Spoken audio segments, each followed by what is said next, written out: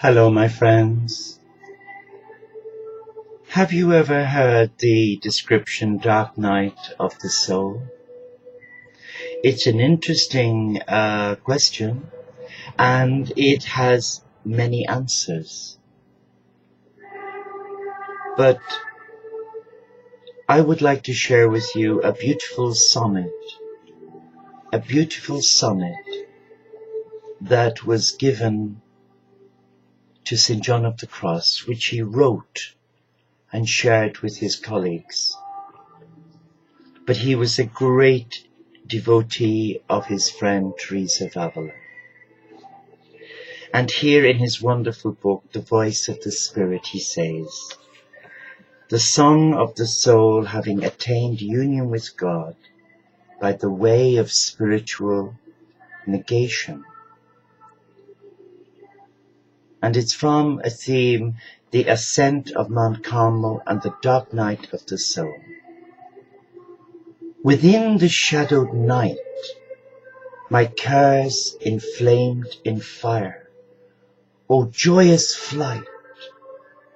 When no one was in sight, I crept away when all the house was still. Secure in my disguise, up the secret stairs I climbed.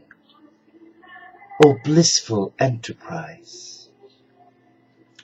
Hidden from all watchful eyes, while those within silence slept, in that blessed night, so secret and unseen, I went with no other light than of my heart, whose gleam led me alone in his sight.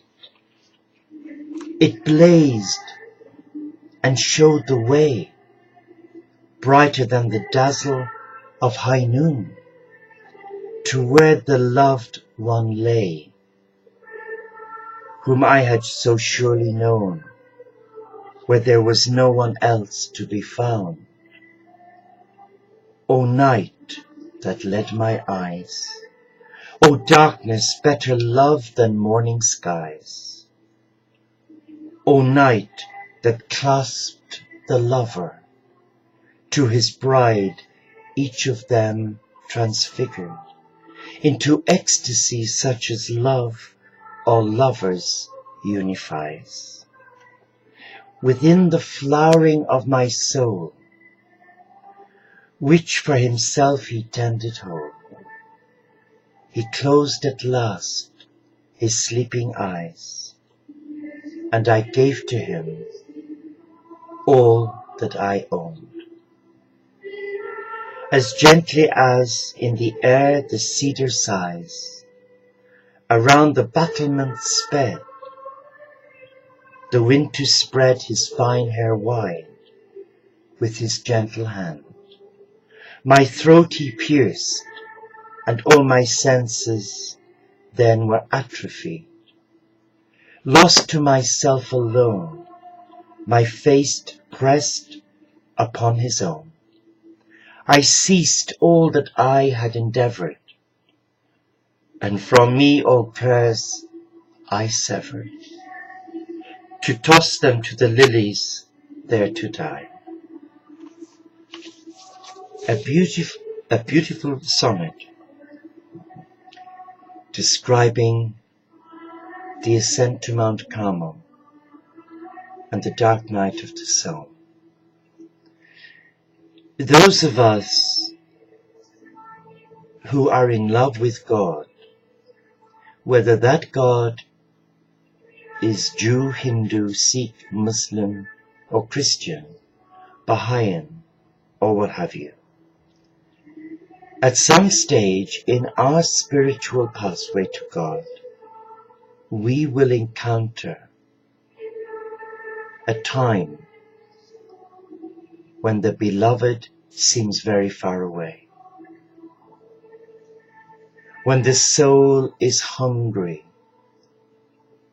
for the love of one's beloved.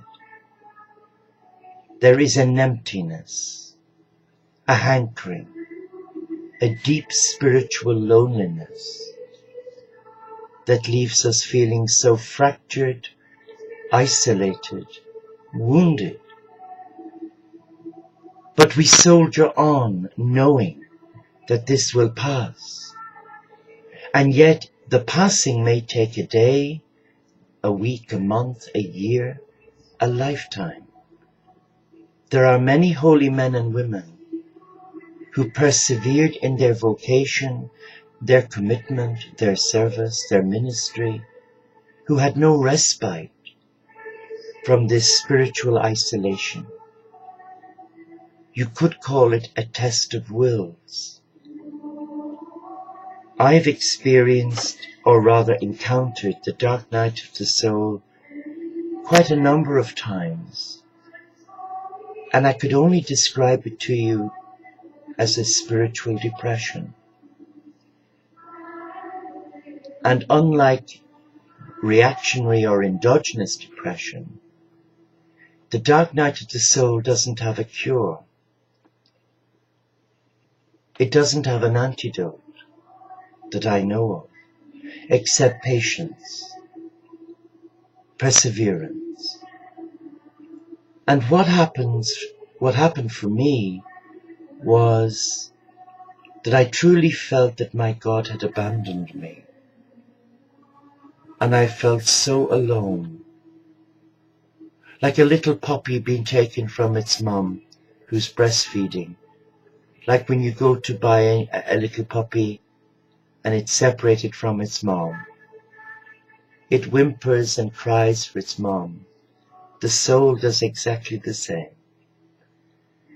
But the time comes when love prevails, and that love is sustaining and nurturing, and it gives us an inner sense of knowing that God will come in the morning.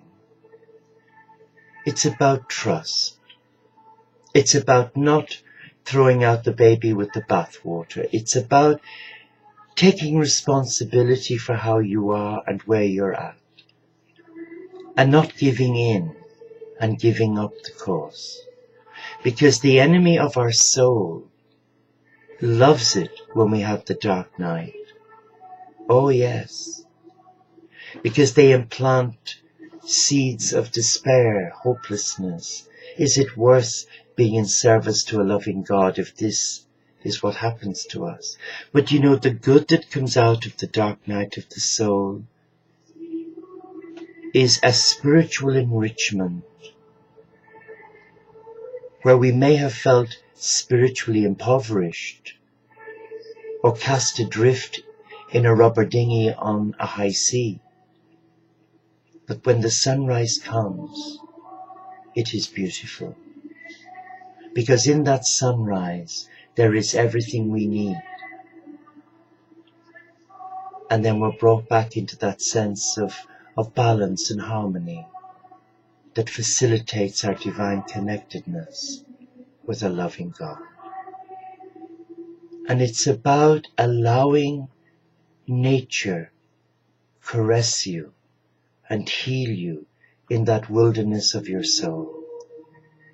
It's about allowing yourself to embrace God through the natural world. And it's about not being impatient. It's about learning, like a little child, having to take its first steps yet again. But with this experience, there is an inner strength, an inner knowing that God has not abandoned you, that this is just for a short time, and that light will come, and with it, it will bring a wisdom that our soul needs. It's about having courage, because we all need that discipline so that we don't run off on every tangent and become a disruptive child. And it's about allowing our childlike qualities kick in and know that our Father, Mother God is a loving God, and that it is not their will to keep us in this wilderness without support. The support does come. Have trust. Namaste. Shalom. Inshallah. Paxet bonum om shanti. Solo de caritas. Peace.